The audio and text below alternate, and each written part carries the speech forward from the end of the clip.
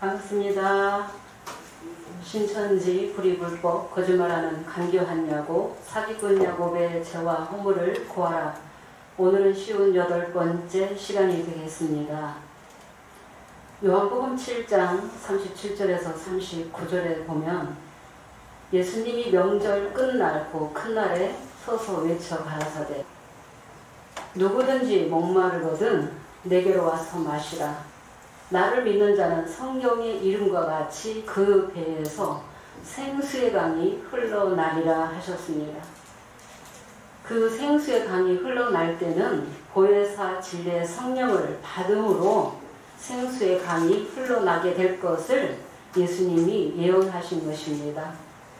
38절에 이는 그를 믿는 자의 발을 성령을 가리켜 말씀하신 것이라. 예수께서 아직 영광을 받지 못하신 고로 저희에게 성령이 계시지 아니하다라고 하셨죠. 성령 받기 전까지는 성령 안에서 진리 안에서 성령의 목자를 통해서 양육받는 기간이 먼저 있어야 되렵니다. 세례 요한도 마태 3장 11절에 세례 요한은 회개케 하기 위하여 물로 세례를 주지만은 내 뒤에 오시는 이는 나보다 능력이 많으셔서 성령과 불로 세례를 주실 것이요 라고 예언했습니다. 그 예언이 예수님이 보내주시기로 약속한 다른 보혜사 진리의 성령을 받음으로 성령과 불로 세례를 받음으로 그 배에서 생수의 강이 흘러나게 되었습니다.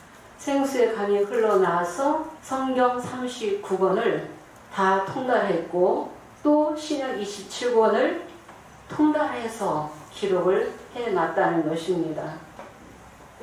예수님의 제자들은 성령 받아서 새언약의 일꾼이 되어서 성령 받고 다 통달했기 때문에 이제 땅끝까지 너희가 예수님의 증인이 되어서 증거 전파하라는 그 말씀에 순종을 하게 되었습니다.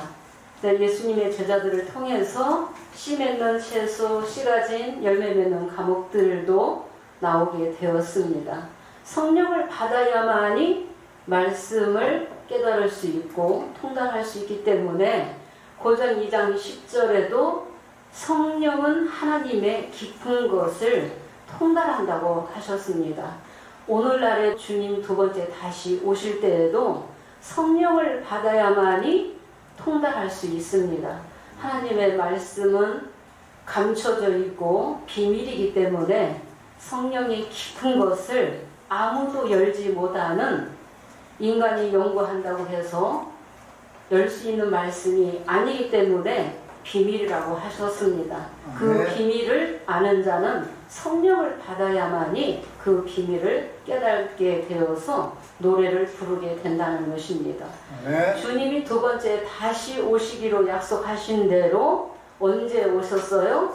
촛대 사이에 계시록 1장 10절에서 16절에 촛대 사이에 인자 같은 이가 성령으로 오셨습니다. 성령으로 오신 증거가 어떤 증거입니까? 말씀을 열어주신 거죠.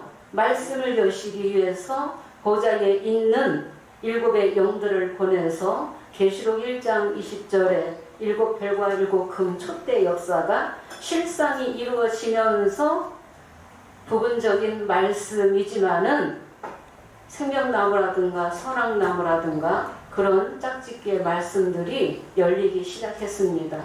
그런데 7별들이 아담처럼 배도하게 되었죠. 2가지 죄에 걸리게 되었습니다. 처음 사랑 버리고 터진 웅덩이 팠기 때문에 아담처럼 영생을 잃어버렸습니다. 영생을 잃어버린 하나님의 이 백성들을 오늘날에도 살리시기 위해서 알파와 오메가로 이루신다는 것은 계시록 5장 8절에 내생물과 금대적 굴과 하영곰을 통해서만이 생명나무 가시를 먹으면은 영이 영생한다는 것입니다. 영이 영생한다는 것입니다. 아담도 영생을 잃어버렸는데 오늘날의 계시록 2장 7절에 성령이 교회들에게 하시는 말씀을 성령의 기인의 자는 들으라 하셨죠? 성령에 기이는 자가 하나님의 낙원에 있는 생명나무 가시를 먹으면은 영이 영생한다는 것입니다. 영원히 죽지 않고 길이길이 사는 것이 영생한다는 것입니다. 그래서 알파와 오메가로 그 말씀을 이루신다는 것입니다. 일곱 별들은 택함 받아서 그들이 이제 실상으로 나오게 되었지만은 아담처럼 배도하게 되므로 그들이 범죄하게 되므로 그 증거가 5장 1절에 책이 공해진 거였습니다. 책은 봉한 상태에서 어떤 역사가 먼저 나왔어요? 4장 1절에 일곱 별의 이 역사, 일곱 별과 일곱 금 촛대 역사가 4장 1절에 이 일의 사건이라면은 4장 1절에 이 일의 사건 이후에는 5장 6절에 일곱 뿔 가지고 12지파 만든 야곱의 역사가 나오게 되었습니다. 근데 이 야곱에게는 비유 비사까지는 허락하셨지만은 이 야곱이 처음부터 거짓으로 불법으로 나왔기 때문에 강교한 야곱이라고 우리 서연약에서 증거하는 것입니다. 네. 불이 불법 거짓이 섞여 있으면은 첫째 날의 빛으로 들어올 수 없습니다. 계시록 5장 8절에서야 내생물과 금대접 시대가 열리면서 새 노래를 부르게 되는 것입니다. 새 노래를 부르면서 야곱의 죄와 허물을 고하는 사역으로 나오게 되었습니다. 내생물과 금대접, 구름과 하영검의 이 시대를 통해서 생명나무 가시를 먹고 영생하며 신천지 총회장의 피로 세언약하는 것이 아니라 예수의 피로 세언약한 자 한 사람부터 시작해서 이제 세언약한 자들이 이기는 자들이 나라와 제사장 된다고, 나라와 제사장 삼으시겠다고, 땅에서 왕노릇하는 철장 권세도 주시겠다고, 또 보좌에 앉는 권세도 주시겠다고 약속하시게 되었습니다. 예수님의 피로 세언약하는 자들이 창세기 1장의 셋째 날의 이 역사, 씨 맺는 채소, 씨 가진 열매 맺는 감옥이 나오게 된 것입니다. 셋째 날의 이 역사도 첫째 날의 빛부터 시작하는 것입니다. 그러니까 이 셋째 날의 이 역사, 씨 맺는 역사를 이루기 위해서 누가 왔다? 보좌에 내 생물이 왔다는 것입니다. 그래서 보좌의 영들을 보내서 추수꾼 천사, 알곡을 거두는 추수꾼 천사를 보내줘야만이 말씀의 낫, 계시의 말씀의 낫을 가지고 와서 추수하고 열매 맺고 인치는 이 사역을 천사들이 한다는 것입니다. 근데 이 천사, 영들은 육체가 없이는 일할 수 없죠.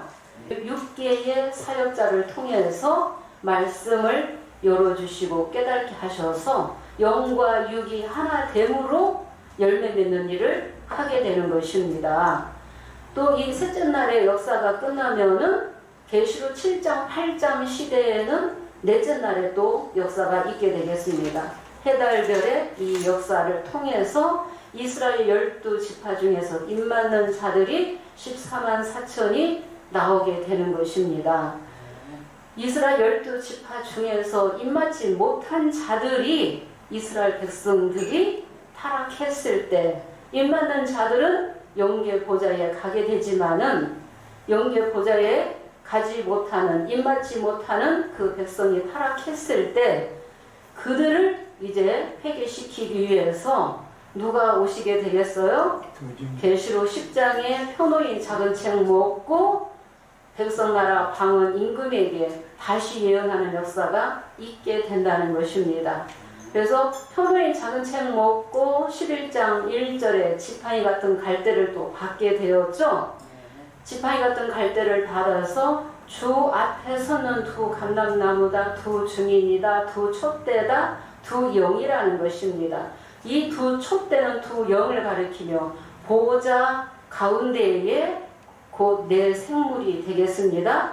그룹의 역사가 되겠습니다. 이 보좌 가운데 내 생물이 다섯째 날을 또 이루기 위해서 오입금되어 있고 10장의 표노인 작은 책 먹고 그 말씀의 물로 생육하고 번성하는 그 역사가 다섯째 날에도 이루어지게 되면서 새들도 번성하게 되고 새들도 영들도 또 오게 되면서 생육하고 번성하라고 하셨죠.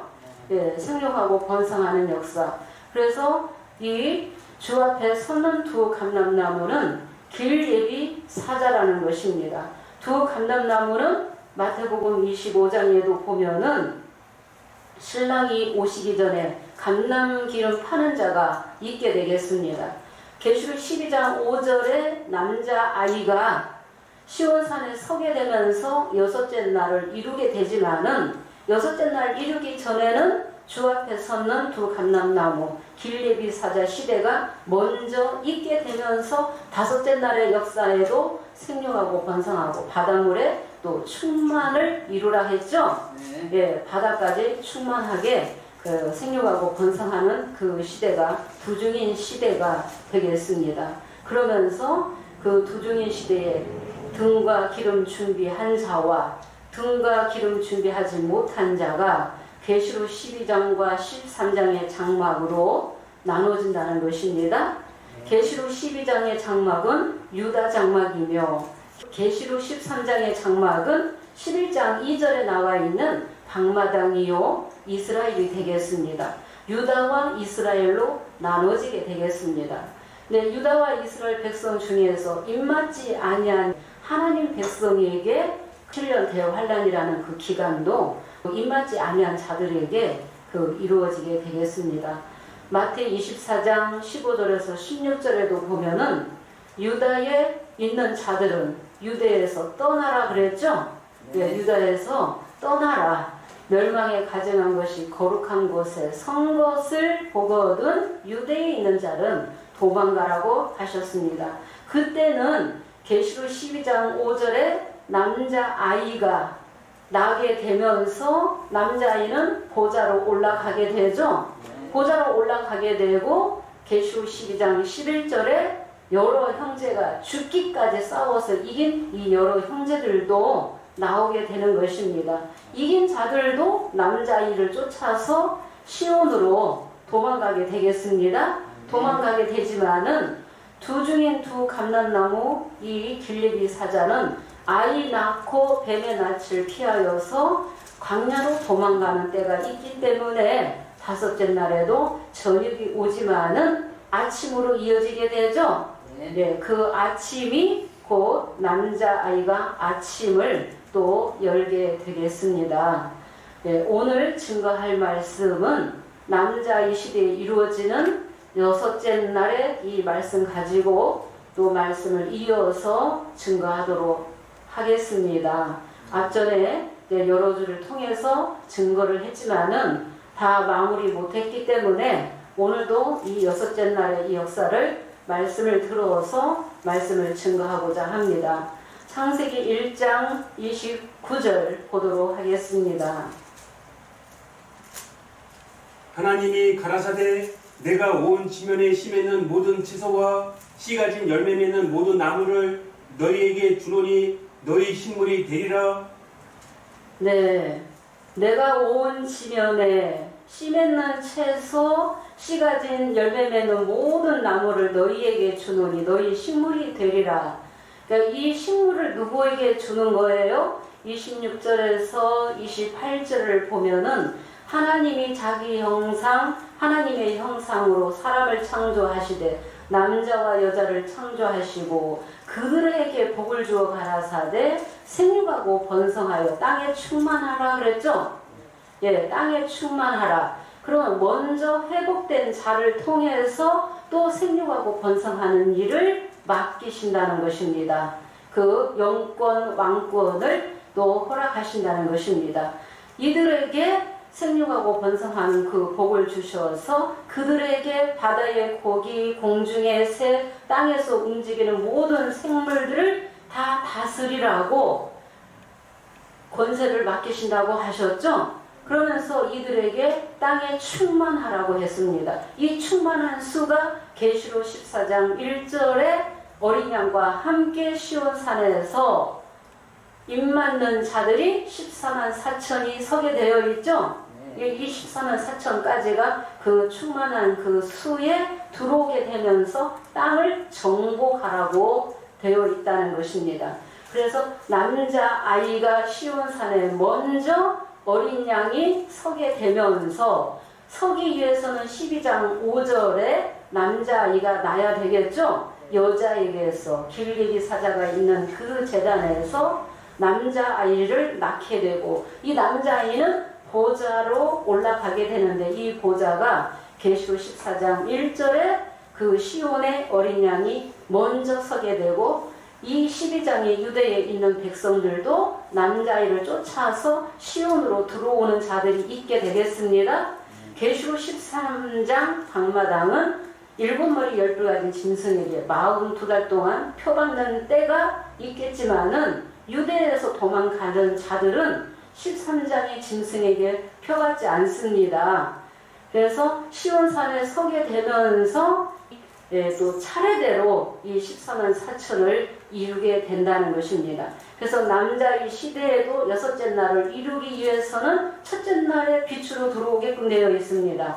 첫째 날에 빛으로 들어온다는 것은 항상 하나님은 택한 자와 언약하시고 언약한 자를 통해서 장막을 창조하시고 나서 생육하고 번성하라 하셨죠?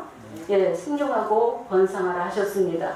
그래서 이 남자의 시대에 이 여섯째 날을 통해서 이렇게 씨 가진 채소도 씨 가진 과목도 또 다 붙여준다는 것입니다. 29절에 우리가 다시 보면은 내가 온 지면에 씨 맺는 채소와 씨 가진 열매 맺는 과목을 너희에게 주노니 너희의 식물이 되리라 하셨죠? 네. 여섯째 날에도 씨 가진 채소, 씨 가진 과목들이 나온다는 것은 언제 또 이 씨 맺는 역사가 있었어요? 계시록 시대에서 계시록 5장 8절 읽어보도록 하겠습니다. 내 생물이 오게 되면서 먼저 씨 맺고 열매 맺는 역사가 이 내 생물이 오게 됨으로 이루어졌다는 것입니다. 보도록 하겠습니다. 책을 취하심에 내 생물과 24 장로들이 어린 양 앞에 엎드려 각각 검은 고와 향이 가득한 금 대접을 가졌으니 이 향은 성도의 기도들이라. 네, 책을 취하심에 내 생물과 24 장로들이 어린 양 앞에 엎드려 각각 검은 고와 향이 가득한 금 대접을 가졌으니 때가 되면 24 장로들도 다 금 대접을 각각 가질 때도 있습니다. 그 말씀을 이루실 때도 있죠.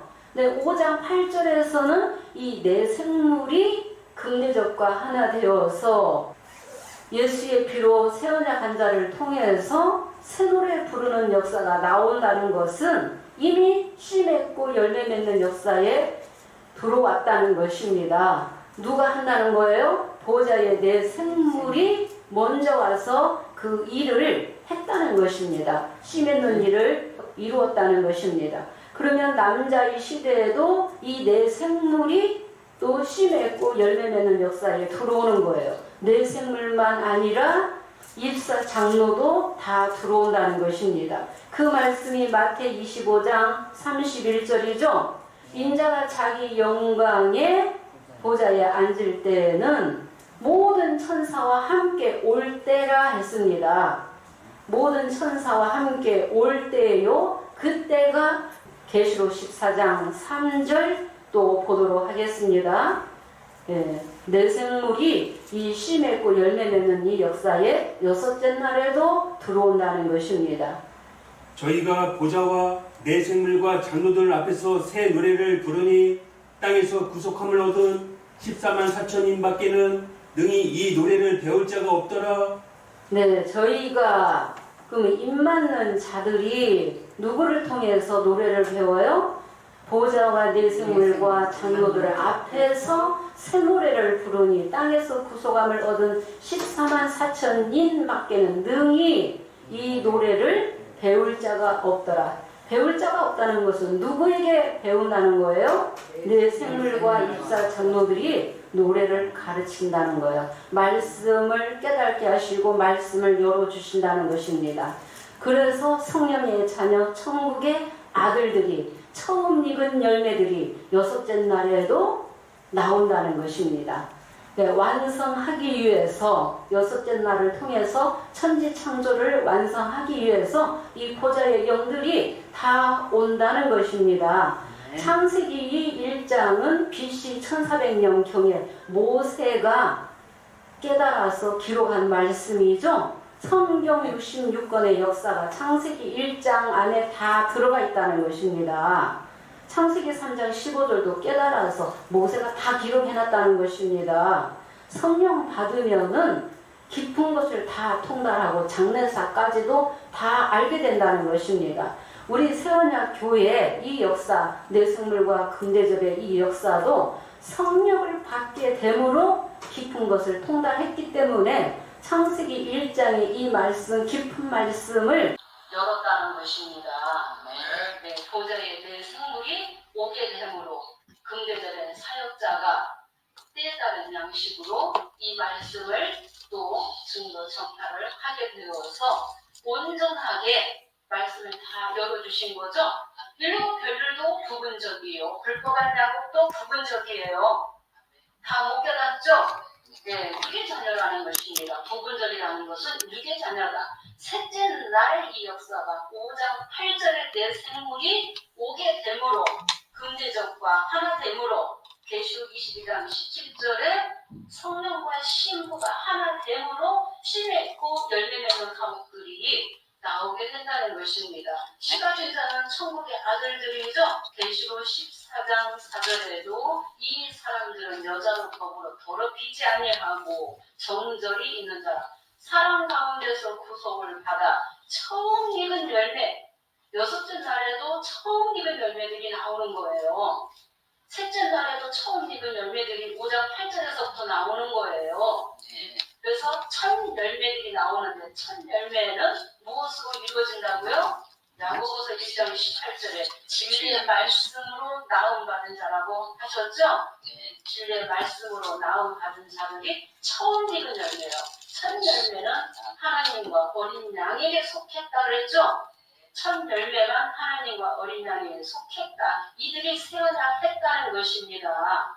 세어나 한 자가 첫 열매로 들어온다는 것입니다. 그래서 세어나했기 때문에 어린 양이 어디로 인도하든지 따라가는 자들이라 했죠. 네, 계시의 말씀대로 노정 순리대로 말씀을 이루어 나가신다는 것입니다. 성령의 자녀는 어린 양이 이루어 나가시는 그 말씀에 따라 붙게끔 되어 있다는 것입니다. 네, 그래서 이렇게 29절에 씨 맺는 채소 열매 맺는 모든 나무를 너희에게 주노니 너희의 식물이 되리라 그랬죠.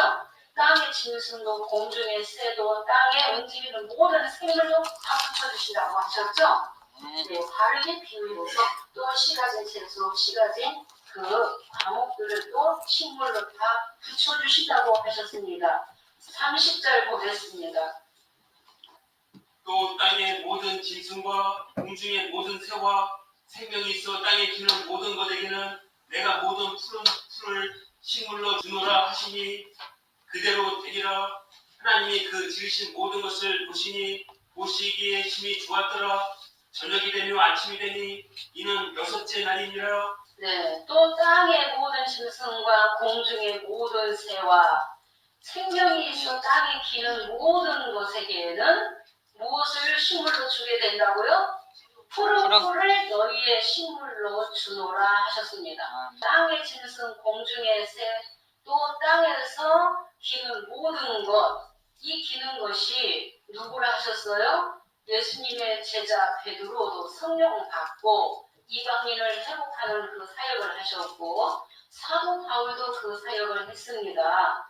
우리가 사도행전 10장 11절만 보도록 하겠습니다. 예수님의 이 제자가 성령을 받고 누구에게 전했는지 이방에게 전하는 것을 이방인을 회복하라는 것을 이제 환상을 통해서 먼저 보겠습니다. 하늘이 열리며 한 그릇이 내려온 것을 보니 큰 보자기 같고 내 뒤를 내어 땅에 두려웠더라.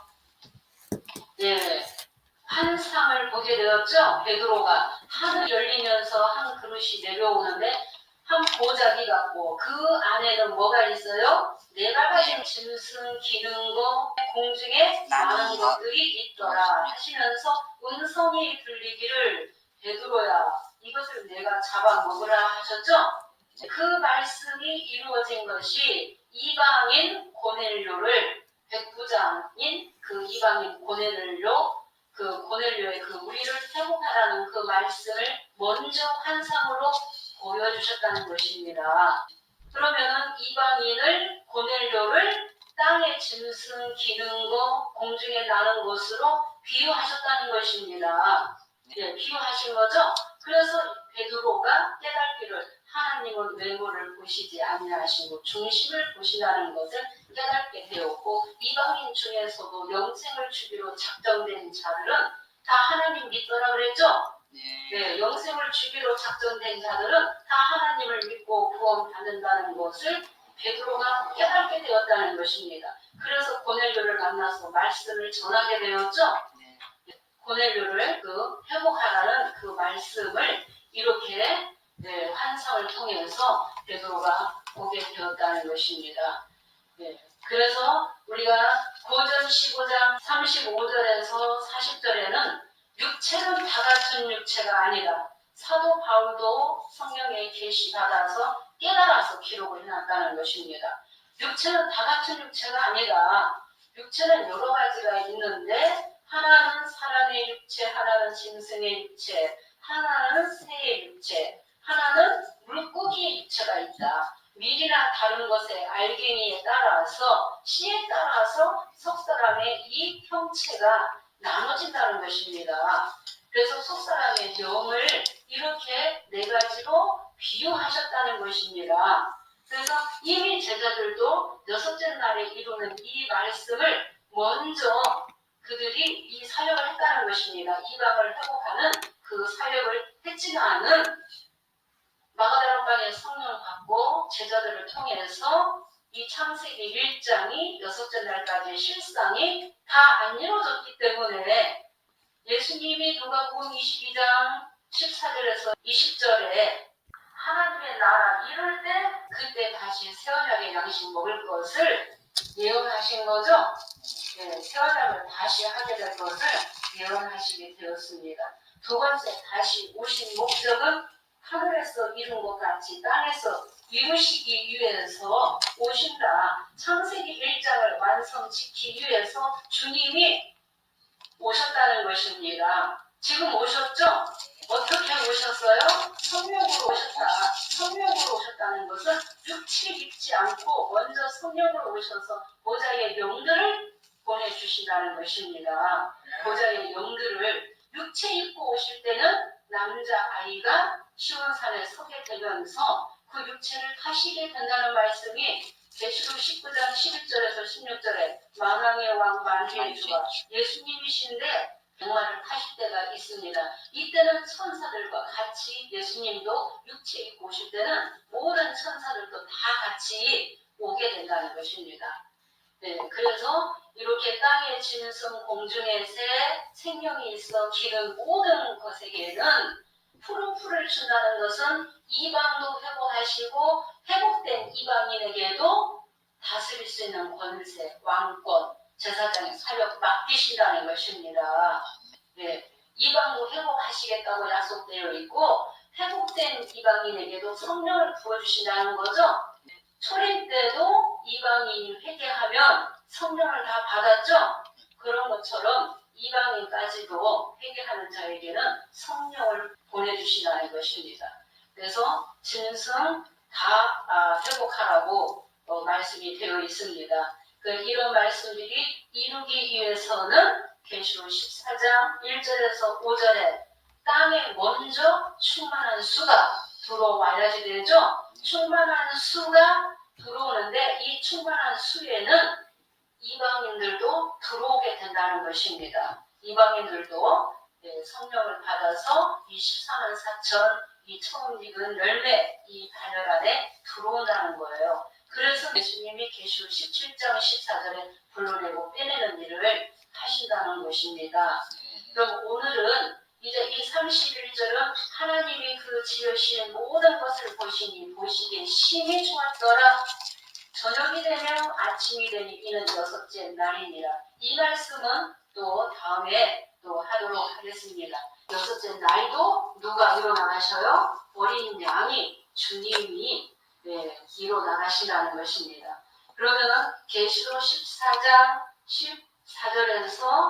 16절 읽어보도록 하겠습니다.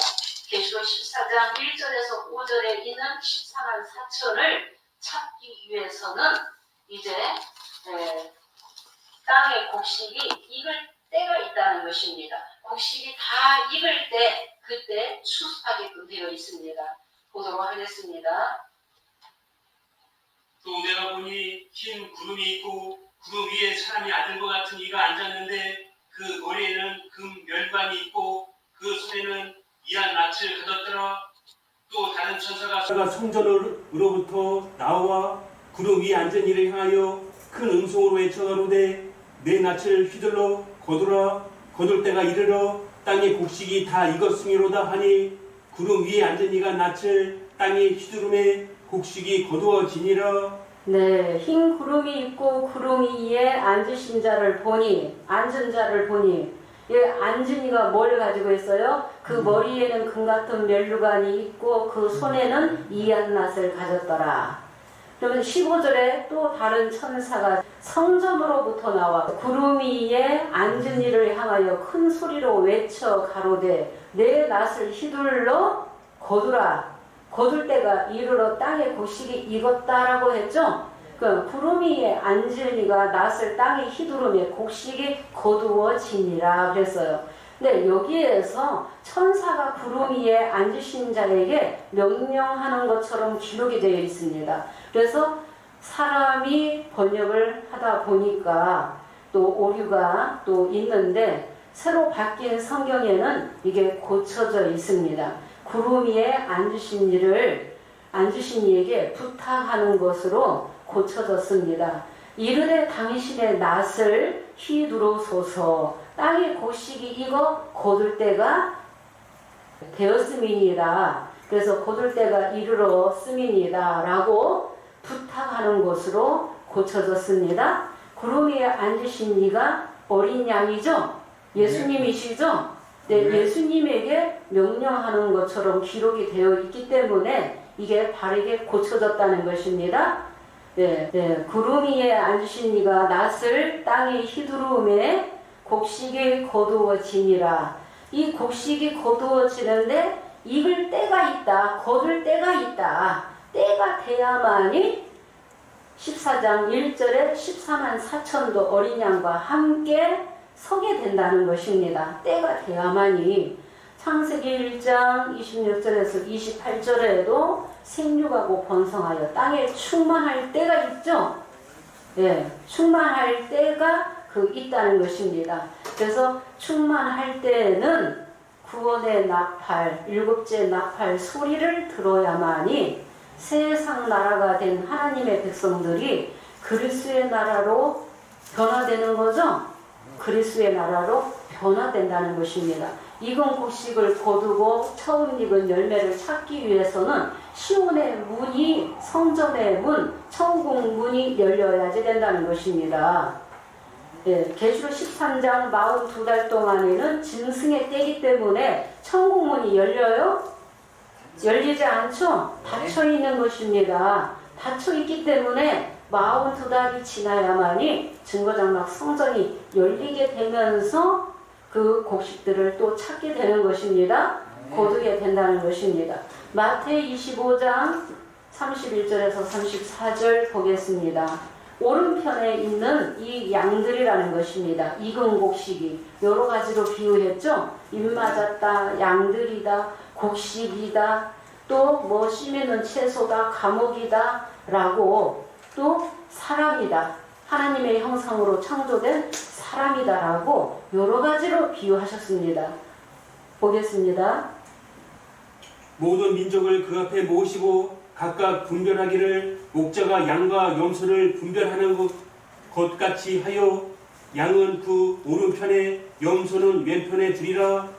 그때 임금이 그 오른편에 있는 자들에게 이르시되 내 아버지께 복받을 자들이여 나와 창세로부터 너희를 위하여 예비된 나라를 상속하라. 네, 31절에는 인자가 영광의 보좌에 앉을 때에는 모든 천사와 함께 오게 된다. 영광의 보좌에 앉을 때가 있어요. 또 모든 민족을 그 앞에 모아놓고 분별하기를 목자가 양과 염소를 분별하는 것 같이 하여 오른편에 뭐가 있어요? 양이 오른편에 있고 왼편에는 염소가 있죠.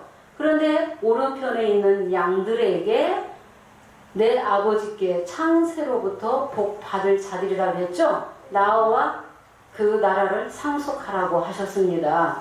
그 나라를. 그래서 그 나라를 유업으로 받는 자들이 오른편에 있는 그 양들이라는 것입니다. 오른편에 있는 그 양들이 곡식이라는 것입니다. 그래서 구름 위에 앉으신 자가 낫을 휘두르음에 곡식이 거두어지니라. 그 곡식이 그 남자의 시대에 입맞는 14만 4천이다. 남자의 시대에는 속히 이루어지는 때가 되겠습니다. 예, 쉽게 하나님 백성들이 말씀을 듣고 깨달아서 14만 4천이 속히 이루어지는 그 때가 그 여섯째 날 그 때가 되겠습니다. 그러면은 우리가 계시록 14장 17절에서 18절 보도록 하겠습니다. 또 다른 천사가 하늘에 있는 성전에서 나오는데 또한 이한 낯을 가졌더라. 예, 또 다른 천사가 하늘에 있는 성전에서 나오는데 또한 이한 낯을 가졌더라. 구름 위에 앉으신 자도 이한 낯을 가지고 천사도 낯을 가졌죠. 그러니까 천사도 추수하고 열매 맺고 인치는 일을 하는 거예요. 그런데 많은 사람들이 천사에 대해서는 완전히 무시하거든요. 천사에 대해서는 다 남자아이만 되고 싶어서 혈안이 되어 있다는 것입니다. 이 천사들이 인치고 추수하고 열매 맺는 일을 한다는 것입니다. 심판의 사역도 가지고 있다는 것입니다. 우리 18절 보겠습니다. 또 불을 다스리는 다른 천사가 제단으로부터 나와 이한 낯 가진 자를 향하여 큰 음성으로 불러가로되 내 이한 낯을 휘둘러 땅의 포도송이를 거두라. 네. 또 불을 다스리는 다른 천사가 어디에서 나와요? 제단으로부터 나와. 이 제단이 성전이에요. 네, 제단으로부터 나와 이한 낯 가진 자를 향하여 큰 소리로 외쳐 큰 음성으로 불러 가로되 내 이 한 낯을 휘둘러 땅의 포도송이를 거두라 그랬죠? 네, 땅의 포도송이를 거두라 하는데 이 포도가 다 익었다. 그러니까 익었다고 하는 것은 들포도를 심판할 때라는 것입니다. 완전히. 그래서 19절에 천사가 낫을 땅에 휘두르음에 땅의 포도가 거두어지게 되었죠. 땅의 포도를 거두어서 어디에 던져요? 하나님의 진노의 큰 포도주 틀에 던져버리는 것입니다. 예, 던지게 되므로 20절 보겠습니다. 성 밖에서 그 틀이 밟히니 틀에서 피가 나서 말 굴레까지 닿았고 1600 스타디온에 퍼졌더라. 네, 성 밖에서 그 틀이 밟히니 피가 나서 포도를 거두어서 땅에 포도가 익어서 거두어서 진노의 포도주 틀에 던지니 그 틀이 성 밖에서 틀이 밟히니 피가 난다는 것입니다. 피가 나서 말 굴레까지 닿았고 1600 스타디온에 퍼졌더라 했습니다. 그러니까 이 증거를 신천지에서는 서울에서 부산까지의 거리다. 1600 스타디온이 320km이기 때문에 그 거리가 좀 못되지만은 그렇게 증거하면서 이 말씀이 저 일곱별, 저 바벨론 심판하는 것으로 다 이루어진 것으로 다 증거해버렸죠. 예. 그런데 바벨론도 아직 안 잡혔고 안 무너졌고 일곱별 심판하는 사건으로 전쟁에 끌고 오면은 이 일 후를 병개한다는 것입니다. 병개하고 있다는 것입니다. 그래서 이렇게 알곡과 가라지가 영생과 영벌로 또 양과 염소로 나눠진다는 것입니다. 들포도는 거두어서 예레미야 2장 21절에 이방의 악한 가지가 된 이 들포도는 거두어서 진노의 포도도 틀에 던져버리는 것입니다. 네. 심판한다는 것입니다. 그래서 그 구원과 심판, 영생과 영벌로 완전히 나눠지는 거죠. 예, 나눠지는 것입니다. 그 남자의 시대에 이 마지막의 재앙이 일곱의 금대접의 그 재앙이 되겠습니다. 구체적으로는 계시록 21장 8절에 누가 유황불못에 들어가게 돼요? 두려워하는 자들, 믿지 아니하는 자들. 지금도 계시록은 함부로 보면 안 돼. 두려워, 무서운 거야 하면서 계시록을 못 들어가게 하는 자들이 많이 있죠. 예, 두려워하면 들어오지 않으면은 주님이 약속한 복들을 이긴 자가 되어서 받을 수 없죠. 생명나무 가실도 먹을 수 없고, 감시 만화도 받을 수 없고, 철장 권세도 받을 수 없고, 성도의 권세도, 예루살렘에 들어가는 권세도 받을 수 없습니다. 그래서 두려워하는 자들, 믿지 아니하는 자들이죠. 믿지 않는다는 것은 십자가는 믿지만은 주님이 두 번째 다시 오셔서 계시의 말씀을 실상으로 이루실 때 믿지 않는 자들이죠. 예, 믿지 아니하는 자들, 우상 숭배자들, 술객들, 또 거짓말하는 자들은 다 어디에 들어가요? 불과 유황 못에, 타는 못에 들어간다는 것입니다. 그들이 다 영벌로 들어가는 거죠. 그 들포도가 되어서 그들이 다 심판받게 되어 있다는 것입니다. 그래서 구원과 심판으로, 영생과 영벌로 완전히 나눠지는 것입니다.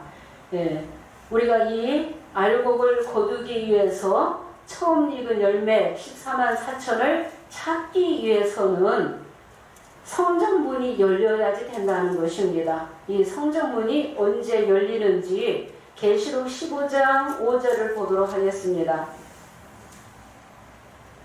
또 2일 후에 내가 보니 하늘의 증거 장막에 성전이 열리며 네, 또 2일 후에 하늘의 증거 장막 성전이 열리며 15장 5절에 있는 이 증거 장막 성전은 언제 열린다고요?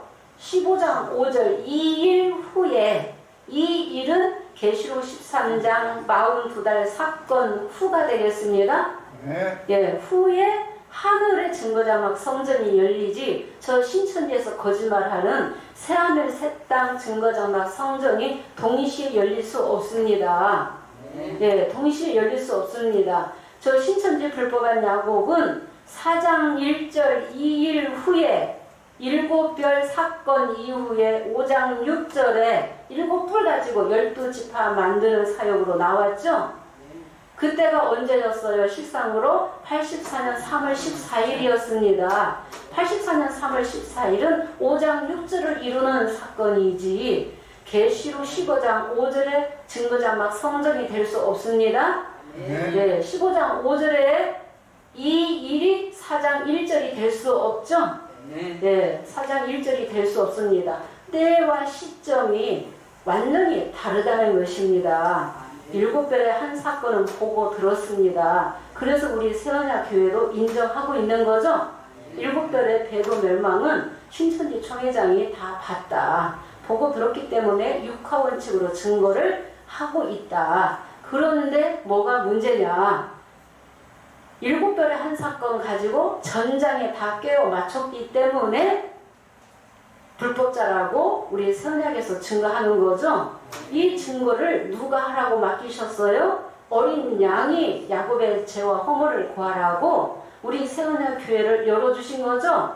네, 사람이 하는 것이 아니라 주님이 이뤄 나가시는 역사가 되겠습니다. 그래서 익은 곡식을 거두기 위해서 14만 4천 처음 익은 열매를 찾기 위해서는 증거 장막 성전의 문이 열려야지 된다는 것입니다. 이 성전의 이 문이, 그래서 6절에는 7 재앙을 가진 7 천사가, 7 재앙을 누가 가졌어요? 7 천사가 가졌어요. 천사가 가졌는데 그들이 맑고 빛난 세마포 옷을 입고 가슴에 뭐를 띄었어요? 금띠를 띄었어요. 누구와 같이? 계시록 1장 13절에 인자 같으니 예수님과 같이 금띠를 띠고 오는 거죠. 진리의 띠, 말씀 가지고 온다는 것입니다. 말씀으로 심판하는 것입니다. 그래서 세세에 계신 하나님의 진노를 가득히 담은 금대접 7을 누가 주게 돼요? 내 생물이 7 천사에게 주게 되는 거죠. 내 생물이. 그래서 7 천사가 받게 되는 7 금대접은 일곱의 사역자를 또 말하는 것입니다. 영은 육체가 없이는 일할 수 없기 때문에 그래서 이 금대접과 내생물이 언제부터 나왔어요? 계시록 5장 8절에서 내생물과 금대접이 나오게 되었습니다. 네, 내생물과. 그래서 금대접의 말씀 가진 사역자를 금대접으로 비유했다는 것입니다.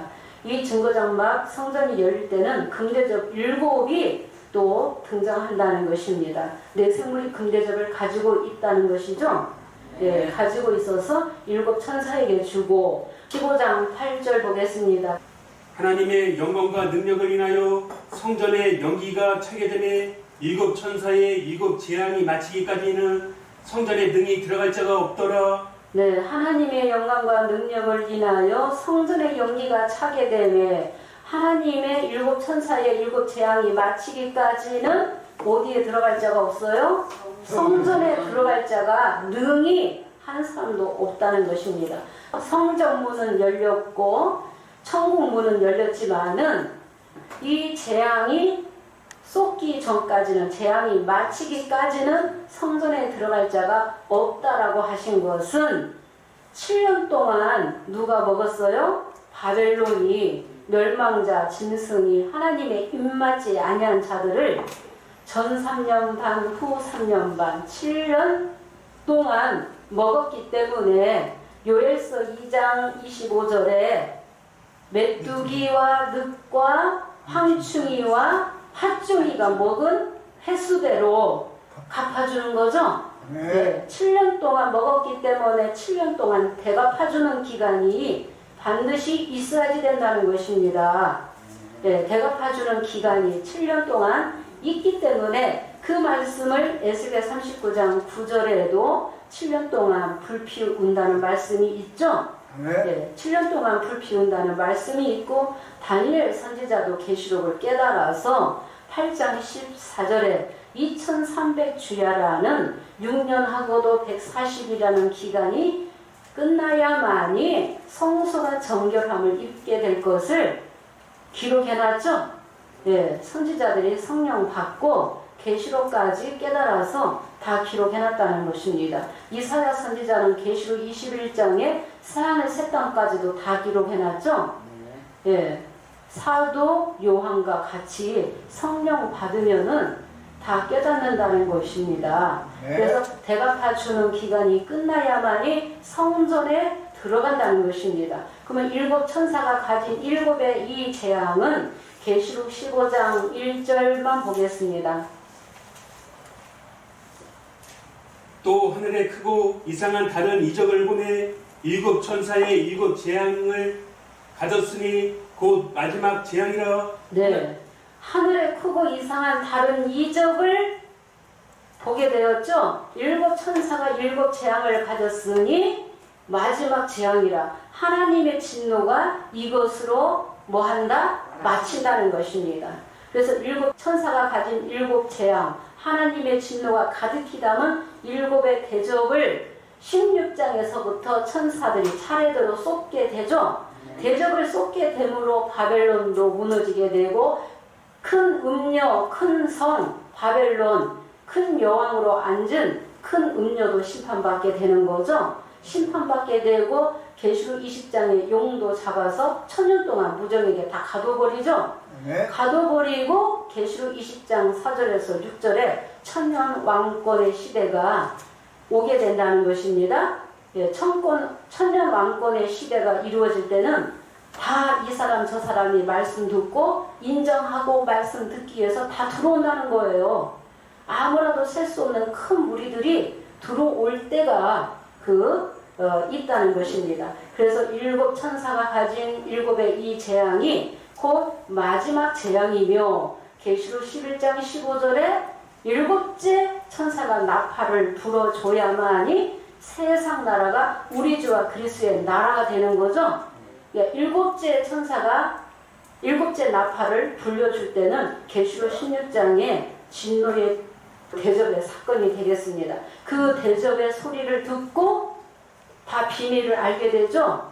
불법자가 누구고 짐승이 누구고 일곱 머리 열두 가진 짐승이 하나님의 목자가 아니라 거짓 목자며 바벨론이며 거짓 선지자며 너희는 배도했고 타락한 것을 다 불의 불법을 거짓을 다 드러내는 거죠. 예, 드러내므로 일곱째 나팔 소리 듣고 깨달아서 세상 나라가 그리스도의 나라로 변화되는 거죠. 그리스도의 나라로 변화되는 자가 먼저는 14만 4천이 회복되는 거죠. 이 14만 4천이 여섯째 날을 통해서 창조가 이루어지게 되겠습니다. 여섯째 날을 통해서 오늘은 말씀을 여기까지만 증거하고 다음 시간에 또 이어서 하도록 하겠습니다. 감사합니다.